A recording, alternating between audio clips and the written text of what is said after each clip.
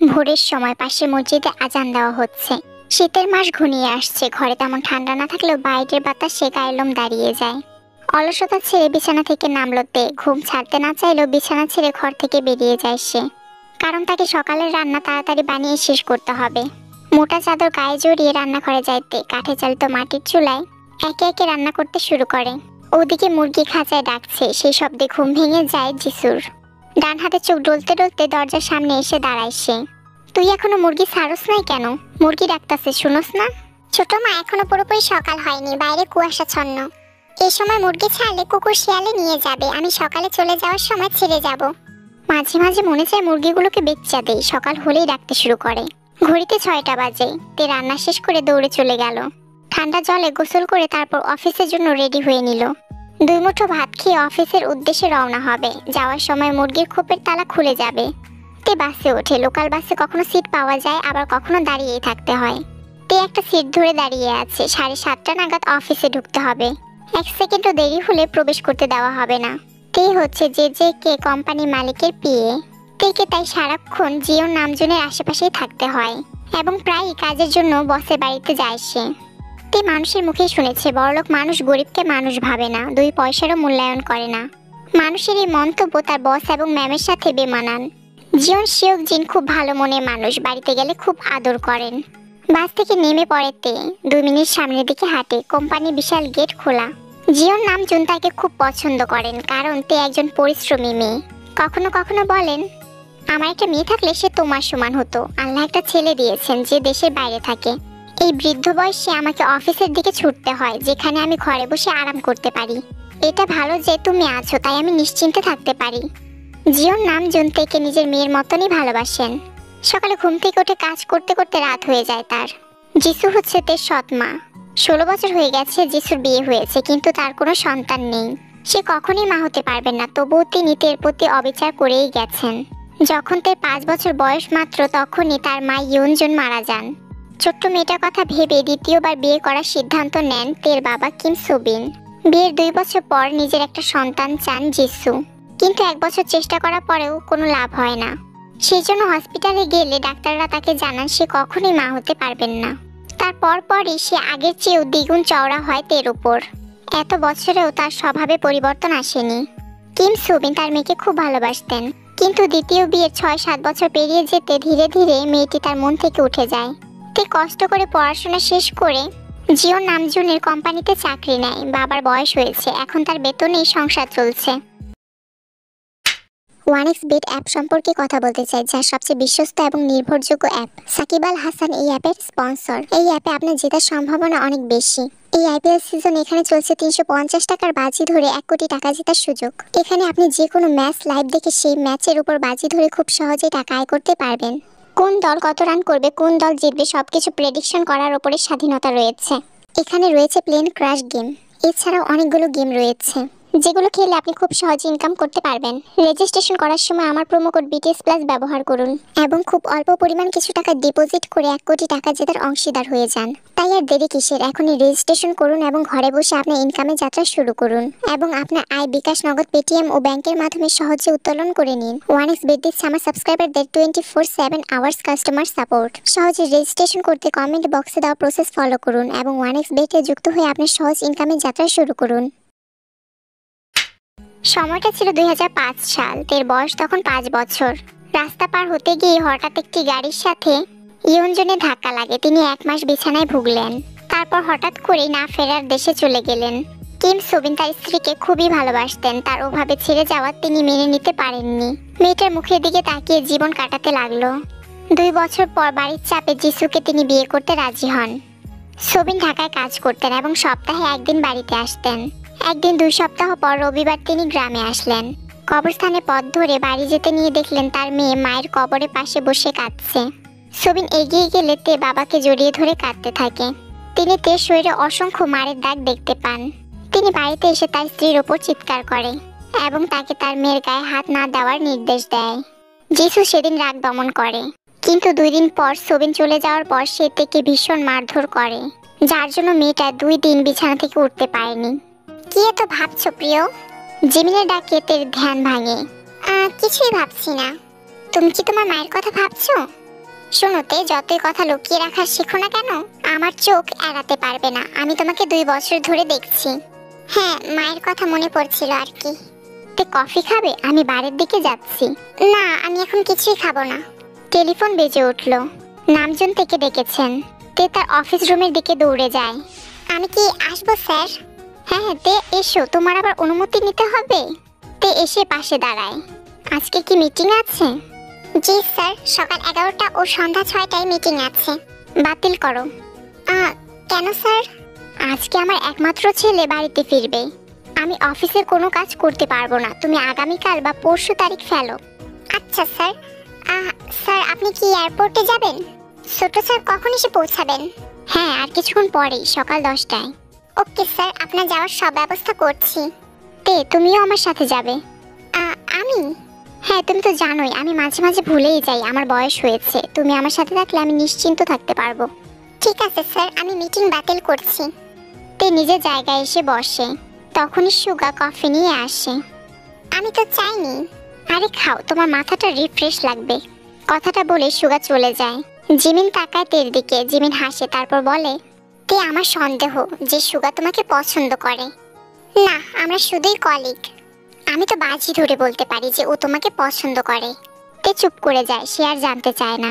এটা সত্যি হলে তে আর সুগার বন্ধুত্ব নষ্ট হয়ে যাবে। উফ, আমি এগুলো ভাবতেই চাই না, এগুলো যেন মিথ্যা হয়। সময় 12টা 20 মিনিট। নামজুন আর তে এয়ারপোর্টে অপেক্ষা করছেন। ফ্লাইট আসবে 4 ঘন্টা দেরিতে। নামজুন খুব বিরক্ত হয়ে বললেন, ছেলেটা ইচ্ছে করে আমাকে এখানে দাঁড় করিয়ে রেখেছে। ফ্লাইট মিস করেছে, পরে ফ্লাইট আসবে। একবার ফোন করে বললে কি হতো?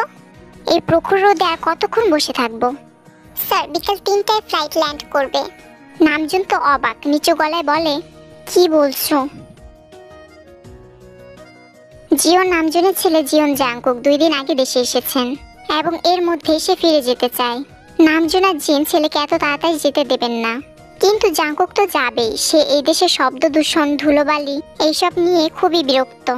নামজুন এখন ভয় পাচ্ছেন, বিদেশে থাকতে থাকতে তার ছেলে তাদের মতো হয়ে যাচ্ছে। একদিন সে ওখানে কাউকে বিয়ে করে ওখানেই থেকে যেতে চাইবে। তাই জাংকুককে এখানে শক্ত করে রেখে দেওয়ার জন্য সে উপায় খুঁজছে। ওকে বিয়ে করালে কেমন হয়? আর যাই হোক, স্ত্রীর জন্য হলেও সে দেশেই থাকবে। তোমার ছেলে বিয়ে করবে? দেশের কিছুই তার ভালো লাগে না। মেয়ে পছন্দ করবে বলে তুমি মনে করো? পরে যদি বলে এদেশের মেয়েকে বিয়ে করবে না? এত অযথা কথা কেন বলছো? ওকে বোঝানোর দায়িত্ব আমার। তুমি শুধু উপযুক্ত পাত্রীকে খোঁজো। নিজের চেয়ে বিপরীত প্রকৃতির কাউকে বিয়ে করলে সংসার হয়, আর একই প্রকৃতির বিয়ে বেশি দিন টেকে না। তোমার ছেলে বিপরীতে শান্ত কোমল হৃদয়ের মেয়ে খুঁজে পাওয়া খুবই কঠিন। জিন এক মুহূর্ত চিন্তা করে, তারপর মুচকি হেসে বলে, তেইয়ং আছে না, আমি ওকে খুব বেশি পছন্দ করি। তার স্বভাব এবং সবকিছুই জাংকুকের বিপরীত। তুমি কি বলো? জিন, তুমি ঠিকই বলেছ, কিন্তু তোমার ছেলে কি তাকে বিয়ে করতে রাজি হবে যদি গরিব বলে অপমান করে? ভয়টা তো এখানেই, তোমার ছেলের যা মেজাজ। হ্যাঁ, ঠিক তোমার মতো একদম। কি আমার মতো? তোমার মনে নেই যখন আমি যুবক ছিলাম তোমার রাগ ভাঙাতে আমার 1 দিন লাগতো? জিনকে গম্ভীর দেখাচ্ছে। তারপর পুরনো কথা ভেবে হঠাৎই সে হাসতে শুরু করে। সিদ্ধান্তহীনতায় ভুগছে তে, শরীর কাঁপছে। আজ অফিসে যেতেও ইচ্ছে করছে না। ঘরে থাকলে মা সারাদিন কথা শোনাবে। তে তাড়াতাড়ি বাড়ির কাজগুলো শেষ করলো। তে শুধুমাত্র নামে জব করেন, তার সমস্ত বেতন যিশুই নিয়ে নেন। আর যিশু টাকা দিয়ে কি করে তার হিসাবও দেয় না। তে ভয়ে কথাও বলতে পারে না। বর্তমানে সোবিন সারাদিনই বিছানায় শুয়ে থাকেন, তার শরীর অবশ। তে অফিসে চলে আসে। গেটের সামনে সুগার সাথে তার দেখা হয়। তে, স্যারের ছেলেকে দেখেছো? দেখতে কেমন? হলিউডের মুভি দেখো? হ্যাঁ, মাঝে মাঝে দেখা হয়। দেখতে একেবারে হলিউডের হিরোদের মতো, স্মার্ট আর ভালো। কথাটা শুনে সুগার মুখটা মলিন হয়ে যায়। প্রিয়জনের মুখ থেকে অন্য কারো প্রশংসা শুনতে তার বেশ খারাপ লাগছিল। আজকে জিন অফিসে এসেছেন, এ নিয়ে 2য় তলায় বেশ গুঞ্জন চলছে। তে তার ব্যাগ ডেস্কের উপর রাখার সাথে সাথে জিমিন তার কাছে আসে। তে ম্যাম এসেছেন, আর তিনি বলেছেন যে তুমি আসতেই স্যারের অফিস রুমে পাঠাতে তোমাকে। কেন? এতটুকুই আমাদেরকে বলা হয়েছে, তুমি তাড়াতাড়ি যাও। তে দরজা খুলে ভেতরে আসে। জিন চেনা হাসিটা ঠোঁটে রেখে বলে, আমার কাছে এসো। জিন হাসলেন। সে তের মাথায় হাত রেখে সব খুলে বললেন। প্রথমে তে রাজি হয়নি। নামজুন অবশ্য থেকে ভাবতে একদিনের সময় দিলেন। তে উদাস হয়ে ফিরে এসে নিজের জায়গায় বসে। এতে ম্যাম কি তোমাকে বকাঝকা করেছে? তে মাথা নাড়িয়ে না বোঝায়। তাহলে এমন মুখ করে রেখেছো কেন? ম্যাডাম কি বললেন? তাদের ছেলেকে বিয়ে করার জন্য অনুরোধ করেছে এবং আমাকে ভাবার জন্য একদিনের সময় দিয়েছে। জিমিন খুশি হলো আর অমনি তে দু হাত ধরে বলল, দেখেছো তে, ভালো মানুষের সাথে ভালোই হয়, আজ না হয় দুদিন পর। আল্লাহ যথাসময়ে ভালো কাজের ফল দেন। আর হ্যাঁ, তোমার উত্তর হ্যাঁ হতে হবে। কিন্তু কিন্তু কি তে, জীবন তোমাকে যা দিয়েছে তা গ্রহণ করো। তে কিছুক্ষণ ভাবলো, কিন্তু হঠাৎ করে সে বিয়েতে রাজি হবে কি করে? অন্যদিকে জাংকুক তো কিছুতেই বিয়ে করবে না। তার মতে এদেশের মেয়েরা বাইরের মেয়েদের মতো স্মার্ট নয়। সে এই ধরনের মেয়েদের সাথে সারা জীবন কাটাতে পারবে না। কথাগুলো শুনে জিন রেগে যান। তুই যদি এই বিয়েতে রাজি না হোস তাহলে আমার মরা মুখ দেখবি। জিনের কথায় উপায়ন্তর না পেয়ে জাংকুককে রাজি হতেই হয়। এখানে মেয়ের ছবি, সময় নিয়ে দেখে নিও। ছবি দেখার দরকার নেই আমার, যাও তো এখান থেকে। বলেই জাংকুক ছবিটা ধরেও নি আর দেখেও নি। পরের দিন সকালে গাড়িতে করে তের বাবার সঙ্গে দেখা করেন নামজুন। আপনার মেয়েকে আমার খুব পছন্দ হয়েছে, আপনি অনুমতি দিলে আপনার মেয়ের সাথে আমার ছেলের বিয়ের ব্যবস্থা করতে চাই। সোবিন খুব মনোযোগ দিয়ে জাংকুকের ছবির দিকে তাকালেন। আমার মেয়ে ছোটবেলা থেকে অনেক কষ্ট করেছে, আপনার পরিবারে গেলে আমার মেয়েকে আর কষ্ট পেতে দিবেন না প্লিজ। তের হাতে সুস্বাদু রান্না করা খাবার খেয়ে নামজুন বলেন, তে বিয়ের পর কিন্তু এসব রান্না করে খাওয়াতেই হবে আমাদেরকে। তে আজকে অফিসে যায়নি, নামজুন বিয়ের তারিখ ঠিক করেছেন। রুমের দরজা বন্ধ করে জাংকুকের ছবির দিকে তাকালো তে। সেদিন এয়ারপোর্টে ভালো করে খেয়াল করে দেখা হয়নি জাংকুককে। আজ খুব কাছ থেকে ছবিটির দিকে তাকালো সে। তে খুব মনোযোগ দিয়ে দেখতে পেল জাংকুকের ঠোঁটের নিচে একটা ছোট্ট তিল রয়েছে। ঠিক সেই মুহূর্তে যিসু গর্জন করে বললেন, বড় ঘরে বউ হবে দেখে কি মাটিতে পা পড়ছে না অহংকারে? ঘরের থেকে বাইরে বের হ, কাজকর্ম কর। সাথে সাথে বালিশের নিচে ছবিটি রেখে দেয় তে। পরের দিন জিন থেকে সাথে করে নিয়ে বিয়ের জন্য সমস্ত কেনাকাটা সম্পন্ন করে। বিয়ের জন্য সবচেয়ে দামি ও সুন্দর পোশাক কিনে নিলেন জিন। ম্যাম ম্যাম, এত দামি কাপড় কিনে টাকা নষ্ট করছেন কেন? তুমি আমার একমাত্র ছেলের বউ হবে, তোমার সামনে এসব কিছুই না। 2 দিন ধরে বিয়ের প্রয়োজনে সবকিছু কেনাকাটা করেন জিন। এর মাঝে জাংকুক একবারের জন্যও আসেনি, সে এসবের প্রতি কোনো আগ্রহ দেখাচ্ছে না। তে আর জাংকুকের বিয়ে উপলক্ষে একটা কমিউনিটি সেন্টার বুক করা হয়েছে। আপাতত বিয়েটা সেখানেই হচ্ছে। বাড়িটা মানুষজনে ভরে গেছে, কিছু দূরে গান বাজছে। স্টেজে বসে আছে তে, স্টেজে এসে লোকজন তাকে হলুদ ছোঁয়াচ্ছে। যিসু এক জায়গায় বসে বসে সবকিছু দেখছেন আর বসে বসে খাচ্ছেন। তে মাথা উঁচু করে দেখলো একজন গম্ভীর ব্যক্তিত্বের লোক তার বিপরীত পাশে থাকা স্টেজের ওপর মূর্তি নিয়ে বসে আছে। তে চোখ পিটপিট করে দেখলো লোকটা 2 গালে হলুদ লেগে আছে। সব ভিডিও করছেন 2 জন ক্যামেরাম্যান। কংগ্রাচুলেশন প্রিয়। তে মুখ তুলে তাকায়, তার সামনে জিমিন এসেছে। এগুলো কখন শেষ হবে? এখানে বসে থাকতে বিরক্ত লাগছে আমার। প্রশ্নটা ছিল মায়ের উদ্দেশ্যে, তাই তিনি বললেন, আর একটুই তো বাবা, হয়েই গেছে। পরের দিন সকালে 2 জন মেকআপ আর্টিস্ট এলেন। তারা তের মেকআপ করবে। চারদিকে সানাই বাজছে, বিয়ের অনুষ্ঠান চলছে পুরোদমে। তে চোখ ছোট ছোট করে একবার জাংকুকের দিকে তাকানোর চেষ্টা করলো। বিষয়টা জাংকুক ধরে ফেললো। মুহূর্তে তাদের চোখাচোখি হয়ে যায়। তড়িৎ গতিতে তে মাথা নত করে ফেলে। রাত 1:40। দরজা খোলার শব্দে চমকে উঠল তে। জাংকুক ঘরে ঢুকে দরজা বন্ধ করে দিল। তে বিছানা থেকে নেমে দাঁড়ায়। জাংকুক তের মুখের দিকে তীক্ষ্ণ দৃষ্টি নিক্ষেপ করে। তে সালাম করার উদ্দেশ্যে ঝুঁকতে নিতেই সঙ্গে সঙ্গে জাংকুক তের হাতের কবজি ধরে ফেলে। কত টাকা লোভে বিয়ে করেছো আমাকে? তোমার মতো মেয়েদের আমি খুব ভালো করেই চিনি। কত টাকা নিয়েছো বলো, আমি তার দ্বিগুণ দেব। কথাগুলো শুনতে তের চোখ বেয়ে অশ্রু গড়িয়ে পড়লো। তে লক্ষ্য করলে দেখতে পায় জাংকুককে এখন ভীষণ অগোছালো দেখাচ্ছে। সেই সাথে তার চোখ দুটো ভয়ানক রকমের লাল হয়ে আছে।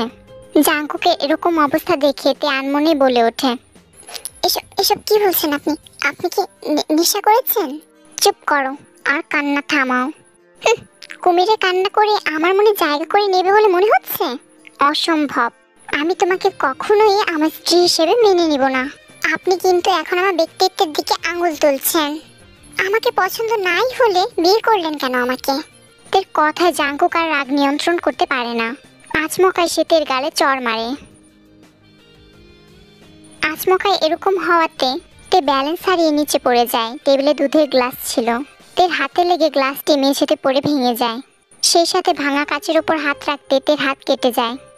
জাংকুক এবার আগে ক্ষোভে গর্জন করতে করতে বলে, জাস্ট শাট আপ। আমার সামনে একদম নাটক করবে না, নয়তো অবস্থা আরো খারাপ করব। জানালা খোলা, ঠান্ডা বাতাস আসছে ঘরে। তে ঠান্ডায় কাঁপছে। জাঙ্কুক বিছানায় শুয়ে ঘুমাচ্ছে। তে বিছানায় যেতে সাহস পাচ্ছে না, কম্বল নিয়ে মেঝেতে বসে আছে। সকালবেলা জাঙ্কুকের ঘুম ভাঙে, মাথা ব্যথা করছে। সে কতক্ষণ মাথায় হাত রেখে বিশ্রাম নেয়। একজন চাকর তাকে নাস্তার জন্য ডাকতে আসে। জাঙ্কুক উঠে পুরো রুমে চোখ বুলায়, কিন্তু রুমের কোথাও সে তেকে দেখতে পায় না। জাঙ্কুক ফ্রেশ হয়ে নিচে গিয়েও কোথাও তেকে খুঁজে পায় না। মা, তে কোথায়? ও তো রান্নাঘরে আছে। জাঙ্কুক আর কিছু না বলে নাস্তা খেতে শুরু করে। নাস্তা শেষ করে সে রুমে এসে কাপড় পাল্টাতে লাগলো, কারণ সে এখন বাইরে যাবে। টি শার্টে হাতা ভাঁজ করে কোণে পর্যন্ত তুলে জাঙ্কুক একটা দীর্ঘ নিঃশ্বাস ফেললো। সে রাতে সব ঘটনা ধীরে ধীরে মনে করতে লাগলো। মেয়েটির কোনো দোষ ছিল না। সে নিজে ড্রাঙ্ক অবস্থায় মেয়েটিকে অপমান করেছে। কিছুক্ষণ পর কাজের বুয়া জেনি রান্নাঘরে আসে। বৌমনি, ছোট দাদাবাবু তোমাকে ডাকছে। উনি তোমাকে এক্ষুনি রুমে যেতে বলেছেন। ছোট দাদাবাবু কে? আরে তোমার স্বামী। তে কিছু বললো না, সে রুমের দিকে এগিয়ে গেল। জাঙ্কুক খাটের উপরে বসে আছে। তে সামনে দাঁড়িয়ে কাপা গলায় বলে, আমাকে ডেকেছেন?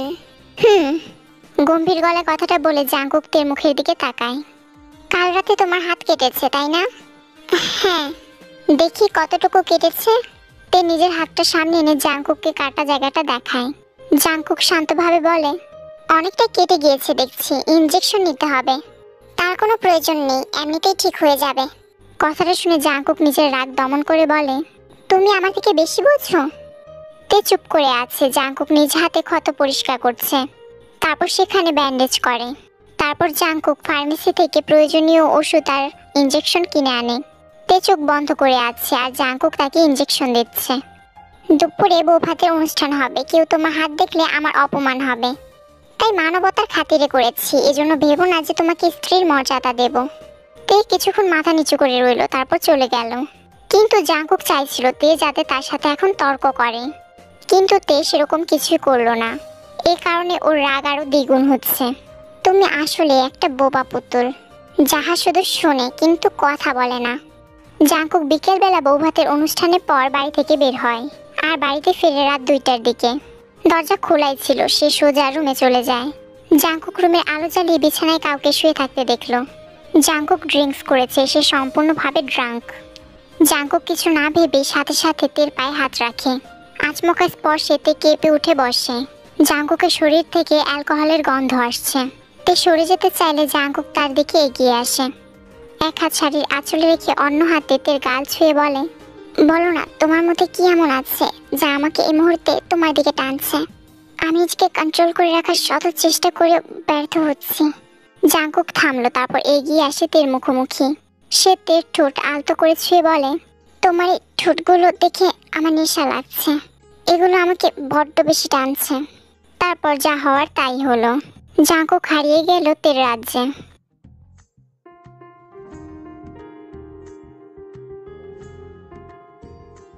সূর্যের প্রথম আলো জানালা দিয়ে এসে জাঙ্কুকের মুখে পড়ছে। সে আস্তে আস্তে চোখ খুলল। হঠাৎ থেকে তার অনাবৃত বুকে দেখে সে লাফিয়ে উঠল। জাঙ্কুক লক্ষ্য করলো তাদের শরীরে এক টুকরো কাপড়ও নেই। দুজনে কম্বলের 2 কোণা টেনে শরীর ঢেকে নিল। এই রাতে তুমি আমার সাথে কি করেছো? আমাকে ড্রাঙ্কস অবস্থায় দেখে তুমি আমার ইজ্জত লুটে পুটে খেয়ে নিয়েছো, লম্পট নারী।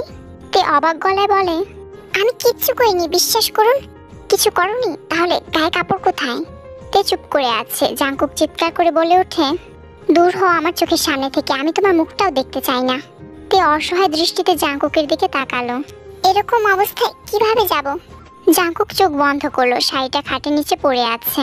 শাড়িটা সে নিচ থেকে তুলে তের মুখের ওপর ছুঁড়ে মারে। জাঙ্কুক বিছানা ছেড়ে গোসল করে রুমে এসে তের জামা কাপড় ব্যাগে ভরে রাখলো আর সেখানে কয়েক লাখ টাকা রেখে ব্যাগটা তের হাতে দিয়ে বলল, এই নাও তোমার জামা কাপড় আর টাকা। আশা করি আমার জীবন থেকে চলে যাওয়ার জন্য এই টাকাগুলো তোমার কাছে যথেষ্ট। আরো টাকার প্রয়োজন হলে আমাকে বলবে, আমি পাঠিয়ে দেব। কিন্তু আমার অপরাধটা কি? তুমি আমাকে নিয়ে খেলেছো, তুমি আমার অনুমতি ছাড়া আমাকে টাচ করেছো। আমি তোমাকে ওয়ার্ন করে বলেছিলাম যে আমি তোমাকে স্ত্রী হিসেবে মানি না, তবুও তুমি আমার কাছে এসে তোমার উদ্দেশ্য হাসিলের জন্য আমার অসহায়ত্বের সুযোগ নিয়েছো। এগুলোই যথেষ্ট কারণ। কথাগুলো শুনে তের বুক ফেটে একটা দীর্ঘশ্বাস বেরিয়ে আসে। যদি কোনো পুরুষ একজন নারীর আত্মসম্মানে বারবার আঘাত করে, তবে ওই নারী এক পর্যায়ে তার জীবন থেকে ওই পুরুষকে সরিয়ে দিতে 2বারও ভাববে না, যার জন্য তেও নিজেকে গুটিয়ে নিল। তারপর জাঙ্কুকের চোখের সামনে ব্যাগটা বিছানার উপর রেখে খালি হাতে ঘর থেকে বের হয়ে গেল। নামজুন ড্রয়িং রুমে বসে আছেন, কিছুক্ষণের মধ্যেই তিনি অফিসে চলে যাবেন। তখনই তে এসে তার সামনে দাঁড়িয়ে বলল, স্যার, আমি কি আবার আপনার পিএ পদে জয়েন করতে পারি? নামজুন বিস্মিত হলেন তের কথায় ও তার চোখে জল দেখে। জাঙ্কুক কি তোমাকে কিছু বলেছে? না, আসলে সে আমাকে তার স্ত্রী হিসেবে গ্রহণ করতে পারছে না। আমার এখন এই বাড়ি ছেড়ে চলে যাওয়াই উচিত। বাড়ি ছেড়ে চলে যাবে মানে? তুমি এই বাড়ির বউ। আমি জাঙ্কুকের সাথে কথা বলছি। তে নামজুনকে থামিয়ে দিয়ে বলে, এমন করবেন না স্যার, জোর করে আর যাই হোক সংসার হয় না। আমাকে যাওয়ার অনুমতি দিন। এদিকে জাঙ্কুক দুই হাতে মাথা চেপে ধরে বসে আছে। বেলা বাড়ার সাথে সাথে আগের রাতের ঘটনা তার কাছে পরিষ্কার হতে থাকে। নিজের উপর রাগান্বিত হয়ে দেয়ালে ঘুষি মেরে নিজেকে শান্ত করে জাঙ্কুক। এভাবেই কয়েকটা দিন কেটে গেল। জাঙ্কুক আর বিদেশে ফিরে যাওয়ার কথা ভাবেনি। বাবার অফিসের সব দায়িত্ব নিজের কাঁধে তুলে নিয়েছে সে। এখন সে প্রতিদিন থেকে দেখে মেয়েটিকে নতুন করে চিনতে শুরু করেছে সে। নামজুন মেয়েটিকে নিজের থেকে কেন বেশি বিশ্বাস করেন সেই কারণটি সে নিজের চোখে দেখে। নামজুনের অবর্তমানে জাঙ্কুকের বিয়ে হচ্ছে তে। কাজের জন্য তাকে বেশিরভাগ সময়টাই জাঙ্কুকের কাছাকাছি থাকতে হয়। এভাবে আরো কয়েকটা দিন কেটে গেল। তে জাঙ্কুককে এখন আর দেখতে চায় না। এই কারণে তে রিজাইন লেটার ও ডিভোর্স পেপার নিয়ে জাঙ্কুকের অফিসে আসে। একটু ঝুঁকে গিয়ে দুটো কাগজে টেবিলের উপর রেখে সোজা হয়ে দাঁড়াইতে জাঙ্কুক ভ্রু কুঁচকায়। সে কাগজগুলোর দিকে তাকিয়ে তের মুখের দিকে তাকালো। তার চোখের ভাষা বলছে সে জানতে চাইছে কাগজ দুটো কিসের। তে দৃঢ় স্বরে বলতে লাগলো, প্রথম কাগজটি হচ্ছে আমার পদত্যাগপত্র। আমি এই চাকরি থেকে পদত্যাগ করতে চাই। আর অন্য কাগজটি হলো ডিভোর্স পেপার। এই কাগজটি আমাদের মধ্যে থাকা সম্পর্ক শেষ করে দিবে। তের কথাগুলো এক মনে শুনে জাঙ্কুকের চোয়াল শক্ত হয়ে আসে। চেয়ার ছেড়ে তের মুখোমুখি এসে দাঁড়ায় জাঙ্কুক। জাঙ্কুক হঠাৎ করে কাগজ দুটো ছিঁড়ে ফেলে তের হাত শক্ত করে ধরে বলে ওঠে, তোমার সাহস হলো কি করে আমার সামনে ডিভোর্স পেপার আনার? আমার হাতটা ছাড়ুন, আমার ব্যথা লাগছে, আমাকে যেতে দিন। তের কথার উত্তরে জাঙ্কুক দাঁতে দাঁত চেপে বলল, পৃথিবীর কোনো কিছুর বিনিময়ে তোমাকে যেতে দেব না। তে জোরে চিৎকার করে বলল, কেন? কারণ তুমি আমার বউ, তোমার উপর শুধু আমার অধিকার। আমি আর কতটা ঝুঁকলে তুমি বুঝবে যে আমি তোমাকে ভালোবাসতে চাই। আমি তোমাকে চাই। তোমার সাথে যে অন্যায় করেছি তার জন্য তুমি আমাকে যে শাস্তি দেবে আমি তা মেনে নেব। তবুও রাগ করে আমাকে ছেড়ে তুমি চলে যেও না। কিন্তু ডিভোর্স পেপারটা? আমি ওই 2 টাকার কাগজ মানি না, 10টা দিলেও ছিঁড়ে ফেলবো।